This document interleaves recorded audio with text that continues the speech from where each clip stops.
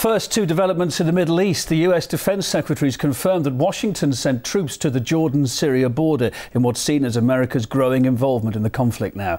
Leon Panetta says the task team is there to enhance Jordan's capabilities in case violence spills over from Syria. His Ganit Chikan's got the latest from Washington.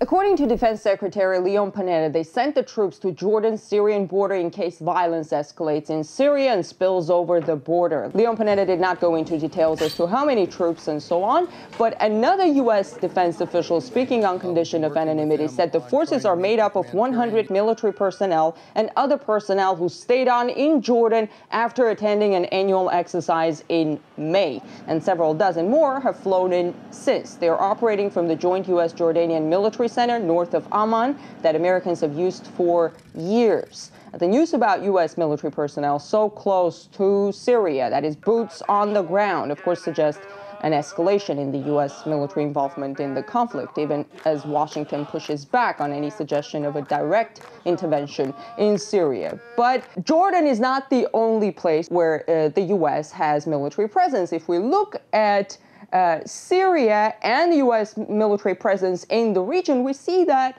Syria is pretty much surrounded militarily. Also, tension is growing on the border between Syria and Turkey after several days of shelling. This Wednesday, Turkey's military chief vowed to respond with more force. That is a day after NATO said it stood ready to defend Turkey.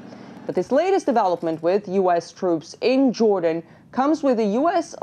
presidential election less than a month away, at a time when Mitt Romney, Barack Obama's challenger, is criticizing the president for not being aggressive enough, for quote-unquote sitting on the sidelines, for missing the opportunity to topple Assad and, quote, deliver that defeat to Iran. Yes, he actually said that. So it's not clear whether this latest announcement about Jordan is the administration's way of showing teeth in this election campaign, or whether an intervention in Syria is really coming soon. One of the reasons why the rebels refuse to settle for a negotiated solution through dialogue is the signal that they get, that sense that support is on the way, that there will be an intervention. But everybody understands without a negotiated solution, the bloodshed will continue. So the signals that the rebels are getting, including the news about U.S. troops standing by across the border, could be making it that much harder to come to that negotiated solution.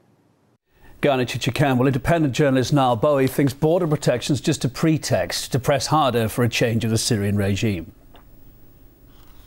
Throughout the duration of the conflict in Syria, we've heard a lot of talk about the creation of humanitarian corridors or buffer zones along the Turkish border, and now we're hearing reports of the same being established on the Jordanian border. So ostensibly, that is what the American personnel in Jordan are there to do. But one needs to acknowledge the fact that this is not the policy of the Turkish government, nor is it the policy of the Jordanian government.